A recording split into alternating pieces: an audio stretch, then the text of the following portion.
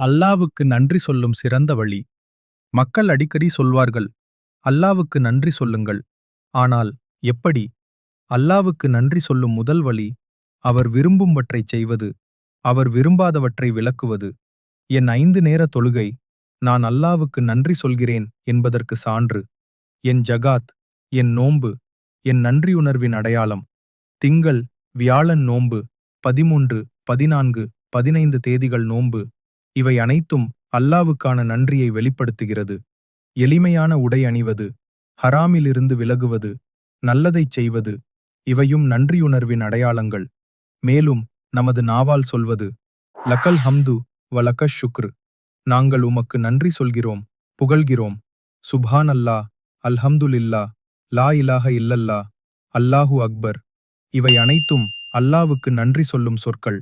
அல்லாஹ் நம்மை ஏற்று நன்மை அருள்வானாக.